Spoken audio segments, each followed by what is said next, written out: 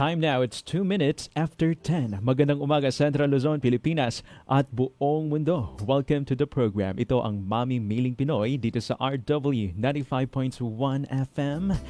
How's everyone doing? Sana po ay nasa mabuti kayong kalagayan, ligtas at maayos ang pakiramdam. Ako po ang inyong lingkod na si Gio sa ngalan ni DJ Tyra. Ako po ang inyong makakasama para sa 30 minutong palatuntunan na tatalakay patungkol sa karapatan ng isang mamimili.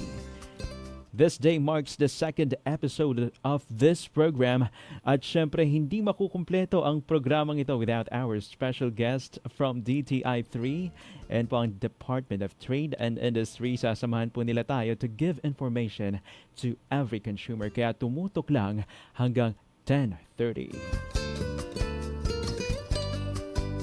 For your inquiry about the topic that we will be discussing, do text me on RW text line. It's 0919-264-4439. Live dito sa studio, makakasama po natin ang mga panauhin mula sa DTI. Unahin na po natin ang Supervising Trade and Industry Development Specialist na si Engineer Norlito Tiglao. Good morning, Engineer, and welcome dito sa programa.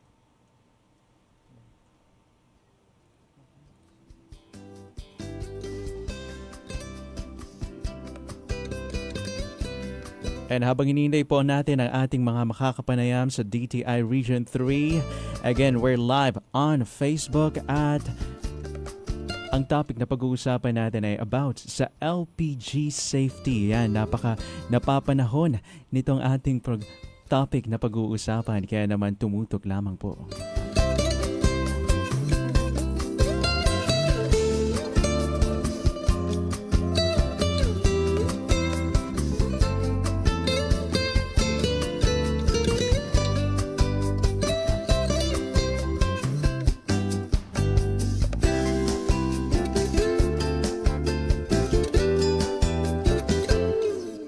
Okay, let's welcome again our guest for today from DTI Region 3, ang Supervising Trade and Industry Development Specialist na si Engineer Norlito Tiglao. Good morning, Engineer.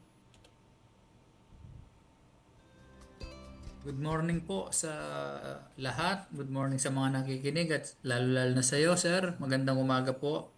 Welcome back again sa programa, Engineer. Engineer, pwede niyo po bang i-on ang inyong camera para makita po namin kayo? Yan. Ayan. Nasilayan na namin ulit ang itsura ni Engineer. At kasama din natin dito sa ating live guesting, walang iba kundi ang Trade and Industry Development Specialist na si Sir Aaron Galang. Hi, sir. Magandang umaga, DJ Gio. Magandang umaga din po.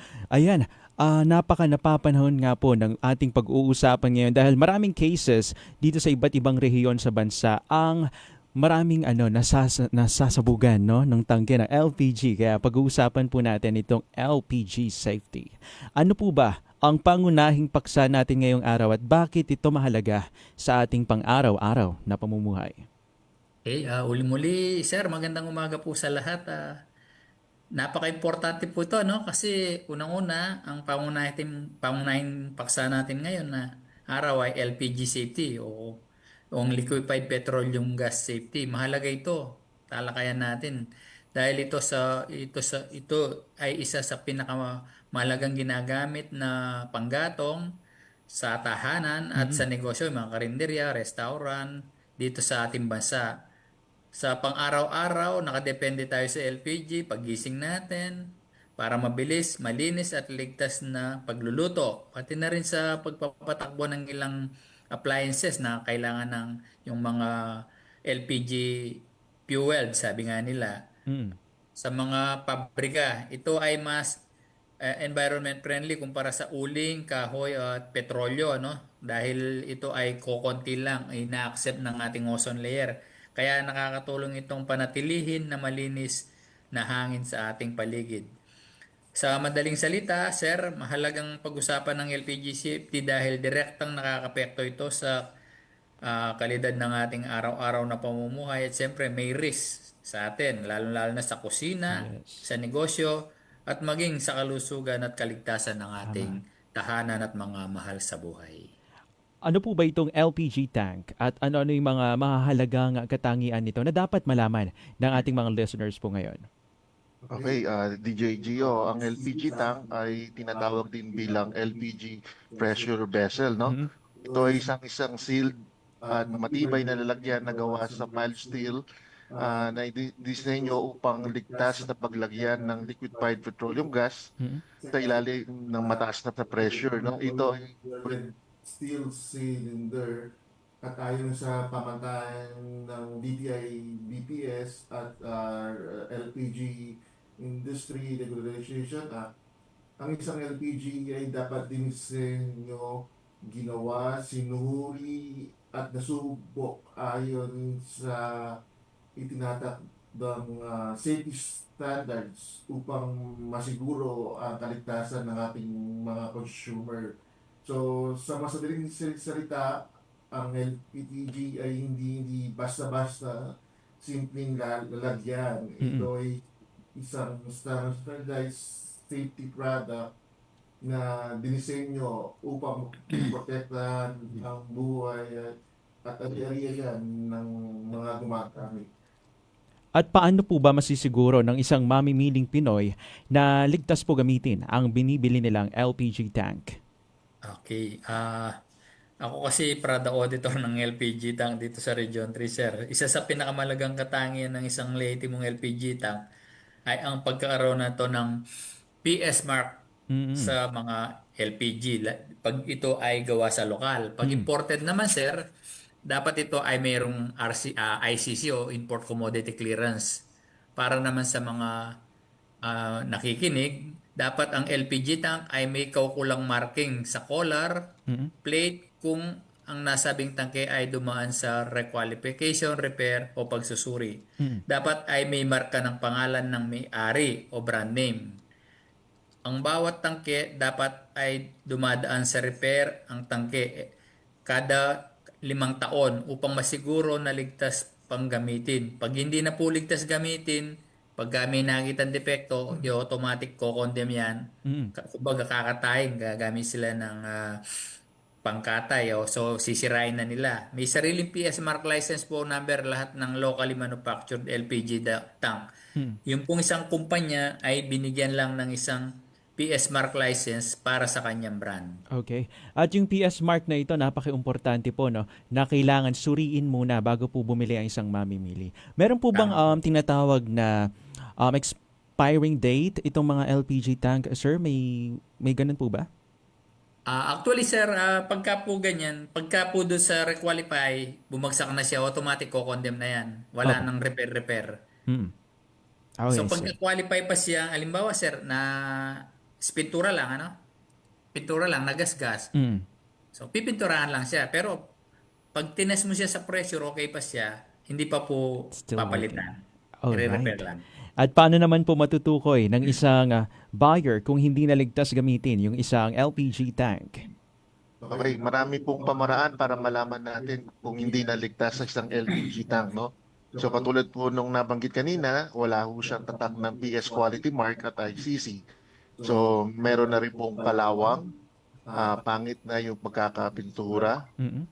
meron na rin yupe sa tangke, at may kalawang sa putring at bottom up ng tangke. Mm-mm. So meron na rin pong leak ang bulb at pag sumasayad na ang puwitan sa lupa pag nakatayo yung tangke. So yun yung mga pamantayan na pwede nating pagbasihan para masabing hindi naligtas ang isang LPG tank na gamitin pa. Okay. At sir, no, maliban po dun sa PS mark, brand ng manufacturer, importer, ano pa po ba yung dapat tignan ng isang buyer sa color ng LPG tank para matiyak na ligtas itong gamitin? Okay po, pagka po ganun, tingnan natin kung may PS mark o ICC, yung tangke, no? Pagka po may PS mark o ICC, ibig sabihin dumaan sa pagsusuri ng ating Bureau of Philippine Standards. Pag wala po, ibig sabihin, uncertified po yung tangke at hindi ligtas gamitin, sabi nga ni Sir Aaron. Mm. Tapos po, dapat mayroong brand name o manufacturer, importer. Kamukha po dito sa atin, yung mga local meron sila. Halimbawa, hindi ko naman wala akong pinopromote, no? Mm. Yung Petron, Island, Oro, yon, Mm. meron po yan, RCGC. Tapos po, may serial number po. Unique po yung serial number nila, no? Hindi pare-pareho yung serial number. Pagka po pareho yung serial number, ibig sabihin, may peke doon sa isa. Ginaya Oh, lang okay. yon. Mm. Tapos po, kailan ginawa? Nakalagay po. After ginawa yan, na-requalify, kailan ni-requalify? Nakalagay din po yan sa tangke. Malalaman po natin gaano na siya katagal base doon sa date na yon. Kasi after manufactured, nire-requalify po yan kung may defect na. Sa Mm. ayaw sa gusto nila po, i-requalify yan. Ngayon, pag wala naman depekto, pipinturahan pa rin. Mm. Water capacity, nakalagay po dyan. Tapos yung test pressure, ano ba yung water capacity natin? Mm. 25 liters po ang water capacity, nakalagay dyan. Tapos may test pressure yan. Tapos meron din siyang nakalagay na contents. Tapos yung others po na makikita sa collar, ano yung kapal ng bakal na ginamit. Mm. At saka yung mga ibang nakasulat po doon na Mm. information makikita doon sa collar. Speaking of requalification, sir, ano po ba yung ibig sabihin nito pagdating sa mga LPG tank? Okay, ang requalification po ay ang regular na pagsusuri at pagtest sa mga LPG tank para malaman kung ligtas pa itong gamitin. So dito po sa requalification, tinitignan po kung may sira, tagas, kalawang, o deformities ang tangke. At basically, isinasaalali po natin ito sa standard test para masiguro na kaya pa nitong maglaman ng gas ng ligtas. So sa madaling salita po, ang requalification ay check-up ng LPG tank Mm. para matiyak na ligtas, matibay, at walang tagas bago ito muling gamitin at ibenta sa publiko. Kailan po ba dapat isinasagawa yung requalification test para sa isang LPG tank? Sir, kanina nabanggit ko, sinasagawa po yan ah, after ng pagkakagawa. Halimbawa, nagawa siya ngayon 2026. So, Mm. after 5 years po, dapat ma-requalify yan. Okay. Pero, hindi naman po necessary after 5 years. Kung halimbawa po, may kalawang na yung putring at wala pa naman yung body, kahit wala pa pong 5 years, pwede naman siyang i-requalify. Mm. Nakalagay din po sa collar yun kung kailan ni-requalify. At ano po yung mga kailangan na markings na dapat nakita sa isang LPG tank pagkatapos itong dumaan sa requalification process? Okay, pagkatapos po ng dumaan sa requalification ng isang tangke, may mga mahalagang markings na dapat makita sa collar nito upang matiyak po ng ating mga consumer na ito ay ligtas at aprobadong gamitin. So, bilang po dito yung requalification date. Ito po yung bagong petsa kung kailan muling na-inspect at na-test ang tangke. Mm. Pangalawa po yung next due date. Nakatatakbo dito kung kailan kailangan ng susunod na requalification ng tangke. So, nandito rin po dapat yung name or code ng requalifier. Mm. So, pinapakita kung aling accredited facility ang nagsagawa po ng pinakahuling pagsusuri. Mm. So, hanapin rin po natin yung PS mark or ICC mark.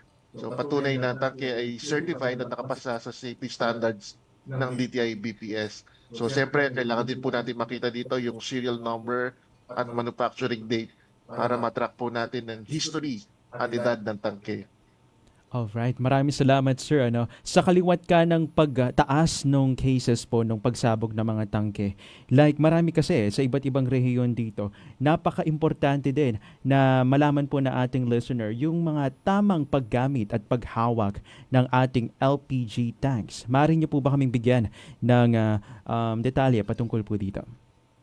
Okay, napaka-importante po nito, ano, sir, dahil nakataya dito yung ating pamilya, ari-arian. Kasi po ang LPG, alam naman natin, yung laman niya pag nasunog, damay po lahat, ano. Nakataya yung ating mga naipundar. Dahil po ang LPG ay isang higher heating value o nasusunog na methane Mm. gas. Anumang maling paggamit po, aaring makadulot ng sunog dahil madaling masunog ito. Tulad ng alimbawa, sira yung tangke na ginamit natin, hindi tayo naging mapanuri, binitan ng mga nagtitinda na gusto lang kumita. So, kahit binenta ng mura, tayo naman tinangkilik natin, may sira pala, may leak. Ngayon, pag ginamit natin, may tendency na magkasunog. Mm-mm. Hindi po, at saka yung pag-install natin, kasi yung iba naka-threaded lang yan, kailangan po, yung pag-thread natin, left-threaded yan, kailangan Mm-mm. po maayos para hindi siya magkaroon ng leak. Yun din po ay sanhi ng pagkasunog at sasabog ito. Bukod dito, ang tamang pag-iingat ay nakakatulong upang maiwasan ng aksidente sa kusina, lalong-lalo na sa paligid ng bahay, mapanatili, maayos ang kondisyon ng ating mga appliances at LPG system, ano? Mm-mm. Masigurong ligtas at episyente ang paggamit ng gas araw-araw. Sa mga restaurant po ngayon, kung napapansin natin, tubo sila nakalinya dun sa kusina. So yun po, yung iniiwasan natin doon naman, pag tinap natin yung regulator doon sa tangke, dapat walang leak kasi po pagka nag-leak, mas maliit po yun kasi yung kanilang ginagamit ng tangke ay nasa 50 Mm-mm. kilogram. Ayan. Maraming salamat, sir. Napaka-importanting detalye po yan na dapat mapakinggan at malaman ng ating listeners. Kaya let's discuss more about LPG safety. Magko-commercial break muna po tayo. Kaya naman, huwag po kayo maglilipad ng inyong stasyon dahil ang inyong programa ay magbabalik. Check your time. It's exactly 10:18. Inyo pong pinakikinggan ang Mamimiling Pinoy. Basta pag nilalagnat, Dapat matik, ibay Jessic. sa lagnat iniisip, anong maingat magpagaling? Dapat matik, ibay Jessic. Most prescribed ng mga dok sa lagnat. Basta lagnat, wag nang magdalawang isip. Dapat matik, Ibajesic! Alagang Unilab yan. Paracetamol is a generic name of Bijesic. If symptoms persist, consult your doctor. Headaches can strike anytime, anywhere. Kaya always bring Biogesic anytime, anywhere. Choose ingat, choose Biogesic. Increase your market share and revenues with Bitstop Network Services, where we help you lower your cost of acquiring new clients. With BNS, you can deploy tried and tested strategies that leverage the power of the internet that is proven to work for businesses like yours. Call BNS at 6375-522-5089 for a free online conference to find out more about how our innovative web solutions can help you succeed. Your Countryside Radio is now online. Visit our website at www.rw951.fm and click RW Online Streaming on the upper right corner. RW Online Streaming is powered by Bitstop Networking Services Incorporated. Pag madalas pagod at puyat, prone sa anemia. But with United Home for Sulfate Iron, may tulong iwas lata, hilo at putla. May healthy blood for a healthy glow with proper diet and exercise. United Home. Unilab yan. Iron is the generic name of United Home for Sulfate Iron. If symptoms persist, consult your doctor. United Home for Sulfate Iron. Healthy blood para sa healthy glow. Hi, sweeties. This is Alex. Let me take care of your afternoon music cravings. Chillax with me on Afternoon Rachada Monday to Friday, 4 to 6 p.m. No ka rin ka pa. Kanina ka. Inyo pong pinakikinggan ang Mamimiling Pinoy. Check your time, it's 10:20 on the clock. Kayo pa rin po ay nakatutok dito sa programang ang Mamimiling Pinoy. Pinag-uusapan pa rin po natin ang patungkol sa LPG safety, and with us, live dito sa studio via Zoom, nakakapanayon po natin ang Supervising Trade and Industry Development Specialist na si Engineer Norlito Tiglao and ang Trade and Industry Development Specialist na si Sir Aaron Galang. Ayan, sa pagpapatuloy po ng ating diskusyon, ano-ano po ba, Sir Engineer Norlito, ang maaaring maging panganib kapag mali ang pagbili o hindi tama ang pag-iingat sa LPG? Sir, ang sasagot ko dyan ang kasama ko si Aaron. Alright, go ahead, Sir Aaron. Okay, kapag mali po ang pagbili o hindi tama ang pag-iingat sa LPG, nagiging delikado ito dahil ang laman po ng tangke ay butane at propane. So madali po itong masunog dahil sa higher heating value ng gas, no?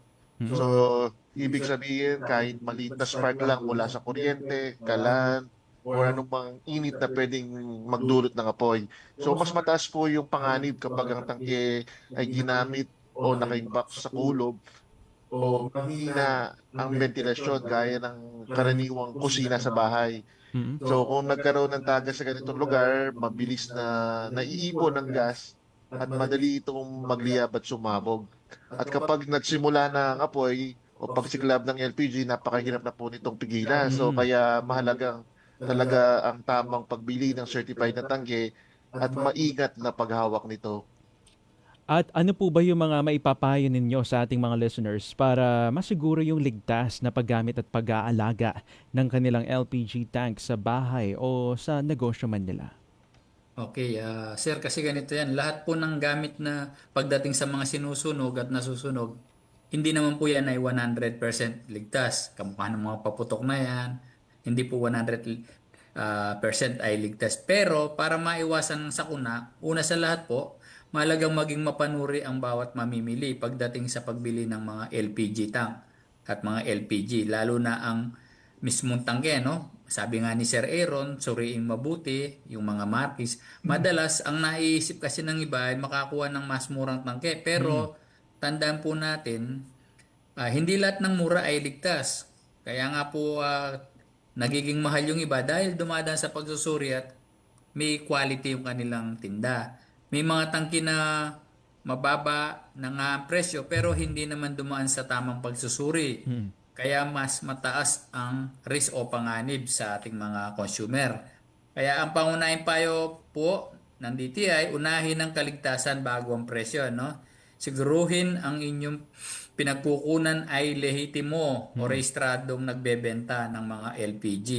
At bago bilihin ang tangke, suriing mabuti ang mga marka sa collar o leeg nito na nauna nang sinabi ng aking kasama. Hanapin kung meron nitong PS Mark License Number o ICC. Yun po ang napaka-importante na ibig sabihin dumaan sa pagsusuri ng Bureau of Philippine Standard under ng DTI.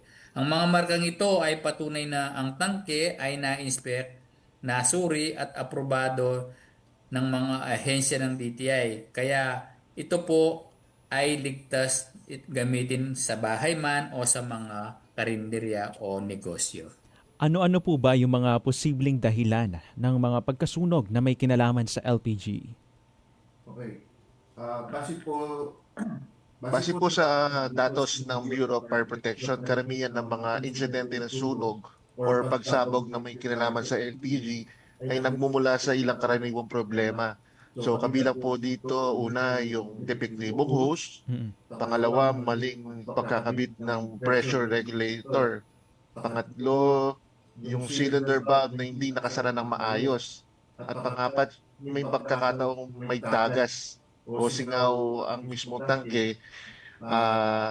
Ito po yung iniiwasan natin, no? Kaya nagkakaroon tayo ng requalification. So ito po yung apat na common na causes po ng pagsabog na may kinalaman ng LPG. Paano po ba nagaganap yung mga gantong insidente, sir? So ganito po yun, ano? Kapag hindi maayos ang pagkakakabit o ang kondisyon ng bahagi ng LPG system, kasama yung hose doon, regulator, tulad ng hose, regulator at valve, maaaring maglabas ng singaw o leak at magkakaroon po ng amoy yan, LPG vapor, ang tangke. Kapag kumalat ang vapor na yon at ito'y nakatama sa anumang pinagmumulan ng init o spark, kamukha ng switch ng ilaw, kalan, bagas, hindi ng sigarilyo, motor, kahit cellphone, ay maaari itong magdulot ng pagliyab o pagkasunog. Mas delikado ito sa kulob, mababa o mga sloping na lugar dahil mas mabilis maipon ng gas at mas madali itong mag-apoy. I see. At yan, bilang panghuli, ano po ba ang inyong huling paalala o payo para sa ating mga mamimili? Okay, bilang panghuli po, no? So katulad po naman nabanggit namin kanina, so hanapin po natin yung mga safety markings mo sa collar ng tangke. So maging mapanuri po tayo at maingat mamimili lalo na ngayong panahon na malapit na po yung Fire Prevention Month. So lagi po nating siguraduhin na nakasara ang valve ng LPG pag hindi ginagamit. Higit sa lahat, katulad po na nabanggit kanina, maging manatili po tayong alerto para sa kaligtasan ng ating tahanan at pamilya. Maraming salamat po sa inyong mga paalala, Sir and Engineer Norlito. At napaka-importante din po, tuwing gabi, yan yung parating nakakalimutan minsan gawing ugaliin natin na i-double check yung valve ng ating mga tangke. At kailangan make sure na mahigpit yon para maiwasan natin, ma-prevent natin yung gantong uri ng case. Tama po yun, sir. Tapos iwasan natin malagyan ng mantika yung hose kasi pag kinagat ng daga yun, binuksan natin yung valve. Delikado na yun. Nako. Kakaroon na ng singaw tapos sinindihan natin, nagka-spark. sunog na tayo. Ayan, maraming salamat po. Nasa mga huling minuto na tayo, napakabilis ng oras. Ang oras na po na ito ay para magpaalam na. Before natin pakawalan ang ating mga panauhin, we're giving you this chance na i-greet po ang mga listeners and loved ones po ninyo. Unahin na po natin ang Trade and Industry Development Specialist, Sir Aaron Galang. Again, maraming salamat, DJ Gio. So gusto ko lang batiin po ang aming kasamahan dito sa DTI Region 3 na isang maligayang bati kay Mr. Jose Dizon Jr. Happy birthday. Happy birthday. At ang Supervising Trade and Industry Development Specialist, Engineer Norlito Tiglao. Okay, uli po, nagpapasalamat ako sa mga listeners. Sana na nakapulot kayo ng mga tips o natuto kayo sa mga paggamit ng LPG.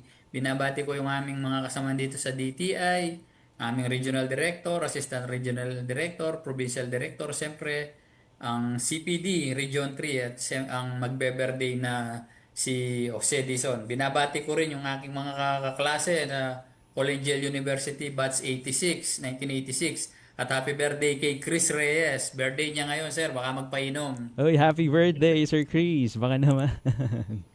At yan, maraming salamat po. It's a pleasure na kayo po ay aming nakasama sa programang ito hanggang sa susunod na episode ng programang Ang Mamimiling Pinoy. Tumutok tuwing 1 at ika-4 na Huwebes ng buwang ito. Ako po ang inyong lingkod na si Gio. Nagpapasalamat sa lahat at tumutok muli sa programang Ang Mamimiling Pinoy. Don't switch the dial because my edition of Music Babad is up next. Philippine Standard Time, it's exactly 10:29.